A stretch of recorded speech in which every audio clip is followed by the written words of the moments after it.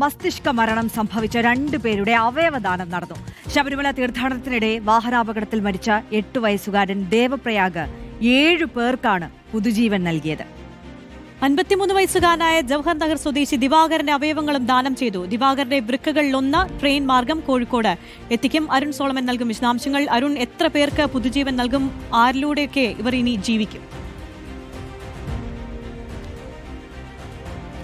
ആര്യ, ഏറെ സങ്കടകരമായിട്ടുള്ള ഒരു വാർത്തയായിരുന്നു. ഇക്കഴിഞ്ഞ 15-ാം തീയതി ശബരിമല ഭാഗത്തേക്ക് പോകുകയായിരുന്ന നിലമേൽ വെച്ചായിരുന്നു ഈ അപകടം സംഭവിച്ചത്. 3-ാം ക്ലാസ് വിദ്യാർത്ഥിയായ ദേവപ്രയാഗും അച്ഛൻ ബിച്ചുചന്ദ്രനും സുഹൃത്ത് അടക്കമുള്ളവർ ആ വാഹനത്തിലുണ്ടായിരുന്നു. ഈ സംഭവ സ്ഥലത്ത് അപകടത്തിന് പിന്നാലെ തന്നെ അച്ഛൻ ബിച്ചുചന്ദ്രൻ അടക്കമുള്ളവർ മരണപ്പെട്ടിരുന്നു. പിന്നാലെ അതീവ ഗുരുതരാവസ്ഥയിലായിരുന്ന ദേവപ്രയാഗിനെ ആദ്യം വെഞ്ഞാറമൂട് ആശുപത്രിയിലായിരുന്നു എത്തിച്ചിരുന്നത്.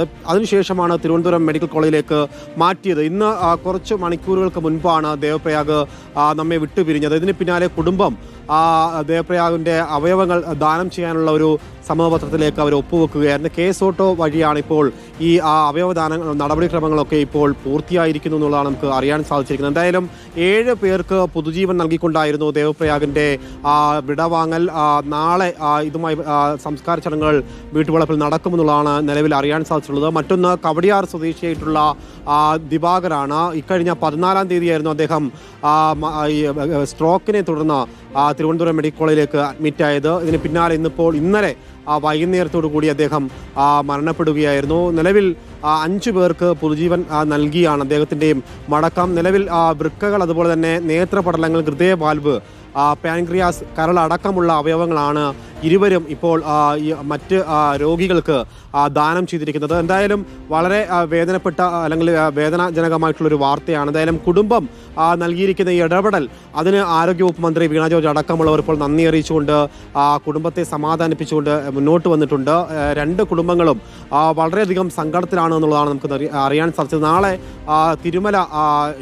കവടിയാർ സ്വദേശിയായിട്ടുള്ള ദിവാകരന്റെ വീട്ടുവളപ്പിലാണ് സംസ്കാര ചടങ്ങുകൾ നടക്കുക. എന്തായാലും അവരുടെ കുടുംബം എടുത്തിരിക്കുന്ന നിലപാട് വളരെ അഭിനന്ദന അർഹമാണ് എന്നുള്ളത് തന്നെയാണ് മന്ത്രി വീണ ജോർജ് അടക്കമുള്ളവർ പങ്കുവച്ചിരിക്കുന്നത്. നേരത്തെ തന്നെ ഇതുമായി ബന്ധപ്പെട്ട് കേസ് ഓട്ടോയിൽ ധാരാളം പേർ അവയവം ദാനത്തിന് വേണ്ടിയിട്ട് അപേക്ഷിച്ച് കാത്തിരിക്കുന്നതുമായി ബന്ധപ്പെട്ട് നമ്മൾ വാർത്തകൾ ചെയ്തിരുന്നു. പക്ഷേ ഇങ്ങനെയുള്ള വാർത്തകൾ റിപ്പോർട്ട് ചെയ്യുമ്പോഴും അതുമായി ബന്ധപ്പെട്ട് നമുക്ക് അത്രമാത്രം വേദനയുണ്ട്. കാരണം നിലവിൽ ഈ വാഹനാപകടം സംഭവിച്ചപ്പോൾ തന്നെ ആ വാർത്ത കൊല്ലത്തുനിന്ന് റിപ്പോർട്ട് ചെയ്തിരുന്നു. പക്ഷേ ദേവപ്രയാഗ് തിരികെ ജീവിതത്തിലേക്ക് മടങ്ങി വരുമെന്നുള്ള പ്രതീക്ഷ അമ്മ ഷീലയ്ക്ക് അടക്കമുള്ളവർക്കുണ്ടായിരുന്നു. കുറച്ച് മണിക്കൂറുകൾക്ക് മുമ്പാണ് 3-ാം ക്ലാസ് വിദ്യാർത്ഥിയായ ദേവപ്രയാഗിന്റെ വിയോഗം. അരുൺ സോളമനാണ് വിവരങ്ങൾ നൽകിയത്.